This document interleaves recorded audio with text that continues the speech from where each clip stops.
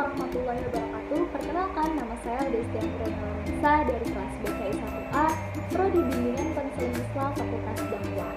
Di video kali ini saya akan menjelaskan mengenai teori psikoanalisis.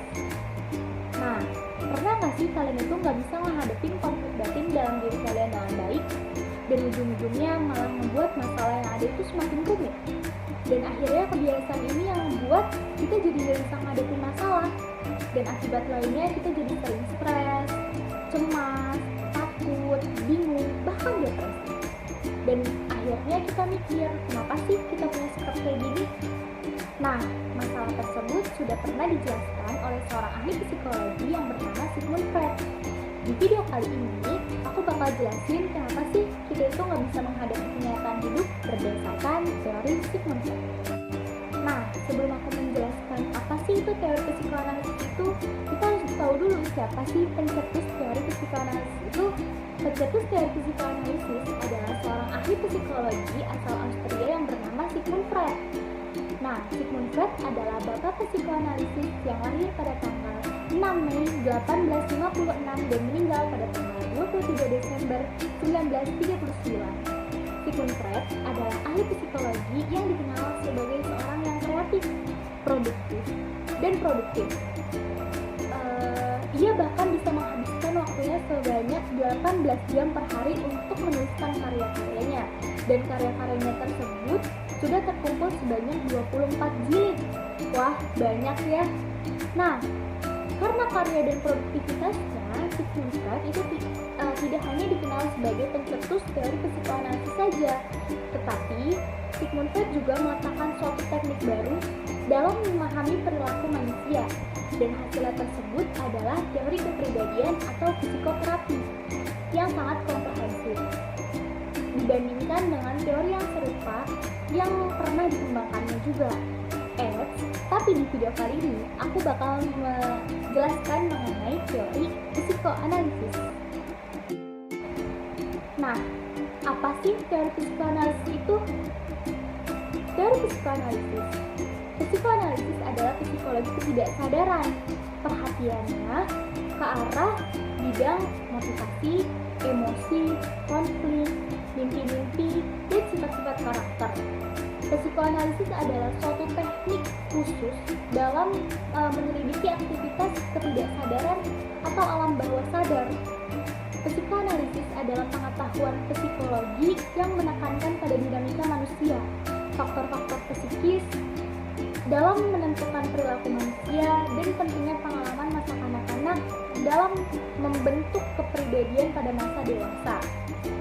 Nah, psikoanalisis itu bilang bahwa manusia tuh pasti punya keinginan, pikiran, perasaan, dan ingatan yang tanpa kita sadari itu berada di alam bawah sadar kita.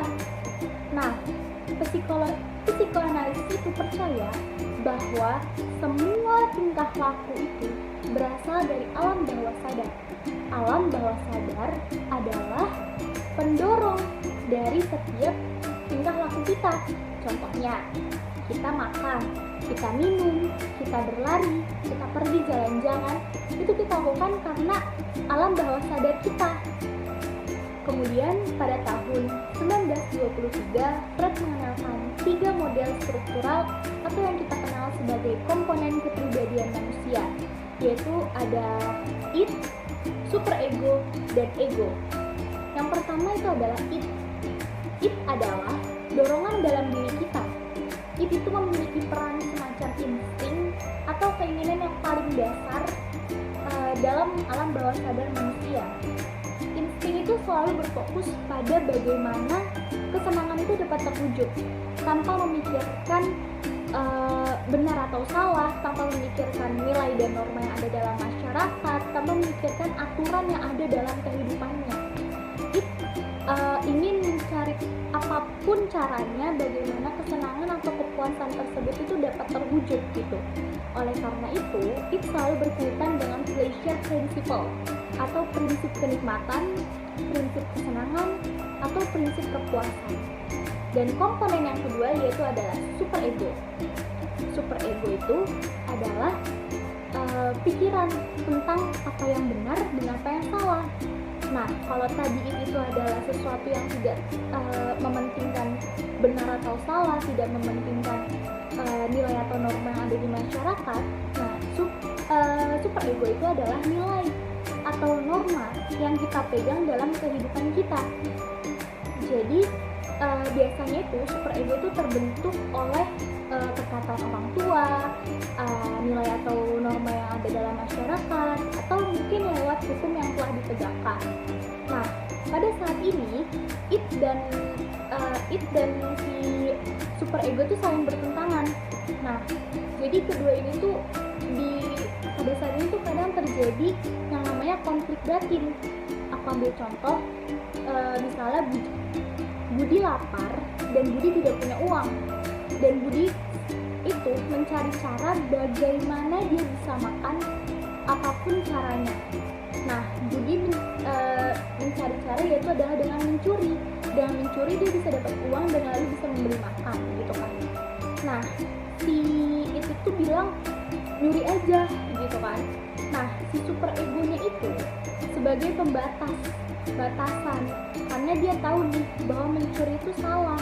Jadi dibatasin bagaimana caranya itu Budi itu ngelakuin mencuri itu. Jadi kadang si it dan super ego itu selalu bertentangan, selalu berlawanan. Nah, dan komponen yang terakhir yaitu adalah ego. Nah, ego itu adalah penghubung antara it dan super ego di kehidupan nyata. Nah, dari ketiga komponen tersebut, aku bisa ngasih contoh atau aku dapat ngeibaratin seperti seekor kuda yang berlari di pacuan kuda. It sebagai kudanya, kuda itu ada yang nurut, ada yang pemberontak atau liar. Dan super ego itu sebagai pacuan kudanya atau lintasan kudanya. Nah, sebagai batasan atau halangan terhadap si kudanya itu. Dan si egonya itu adalah pengendara kuda. Apakah pengendara kudanya itu bisa menyeimbangkan kudanya, mau jalan kemana, mau nerobos lintasan kudanya atau gimana.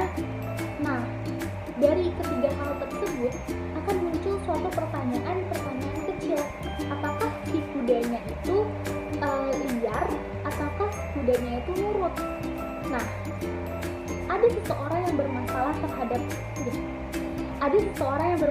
terhadap itnya. Jadi itnya, si kudanya itu terlalu liar, jadi sehingga tidak bisa dikendalikan oleh si egonya atau si pengendara kudanya. Nah, ada juga seseorang yang bermasalah terhadap lintasan kudanya. Nah, lintasan kudanya mungkin terlalu sempit, terlalu rapuh, jadi dia tidak punya atau tidak mengetahui nilai dan norma yang ada di masyarakat. Jadi super egonya itu lemah, super egonya itu sempit, gitu. Nah, terus ada pula yang orang bermasalah terhadap egonya, yaitu pengendara kudanya. Pengendara kudanya itu tidak bisa menyeimbangkan kudanya dengan baik.